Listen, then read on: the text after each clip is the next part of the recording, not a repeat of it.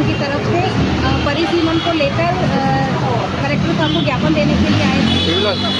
ये जो परिसीमन जो किया गया है, ये परिसीमन राजनीतिक द्वेषता को लेके अपने कुछ लोगों को लाभ पहुंचाने के लिए, राजनीतिक लाभ के लिए नियमों को ताक पे रख के संवैधानिक धाराओं को अनदेखा करते हुए अधिकारियों और नेताओं के द्वारा बनाया गया है। तो हम इसके खिलाफ आए हैं, क्योंकि ये जो 80 वार्डों का जो परिसीमन जो किया गया है, वो परिसीमन बिल्कुल इलीगल तरीके से किया गया है। ना तो इसमें जनसंख्या का ध्यान रखा गया है, ना इसमें क्षेत्रफल का ध्यान रखा गया है।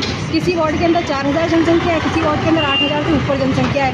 अब इसमें जनसंख्या का ध्यान नहीं रखा गया, क्षेत्रफल का ध्यान नहीं रखा गया है। कोई वार्ड को बहुत छोटा बना दिया गया है, किसी वार्ड को क्षेत्रफल की दृष्टि से बहुत बड़ा कर दिया गया है।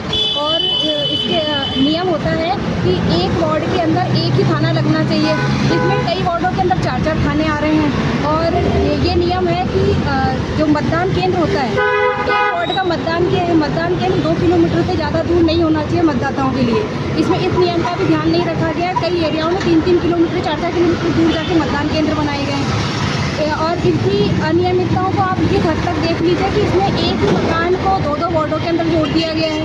और इनका जो क्राइटेरिया बनाया गया है, वो बीच में रोड को छोड़कर क्रॉस करके दूसरा वार्ड बना दिया है। बीच का रोड दूसरे वार्ड में जा रहा है और उसको क्रॉस करके एरिया दूसरे वार्ड के अंदर जा रहा है।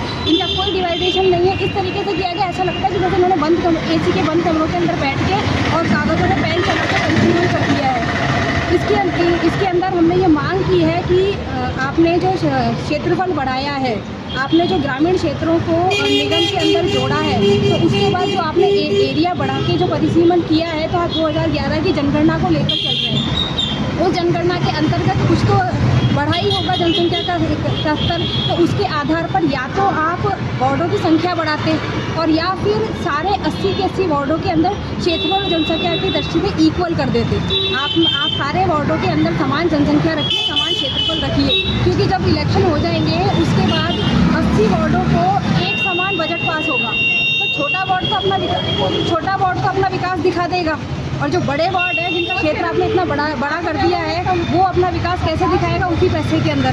तो अगर जनता का विकास देखना है, शहर का विकास देखना है, तो ये परिसीमन बदला जाना चाहिए और इसको संवैधानिक नियमों के अंतर्गत लेते हुए इस परिसीमन को रद्द करके और अधिकारियों को प्रैक्टिकल रूप से परिसीमन के लिए वार्डों के अंदर जाना चाहिए, एरियाज को देखना चाहिए और उसके बाद इनका डिवाइडेशन करना चाहिए और ये परिसीमन दोबारा होना चाहिए।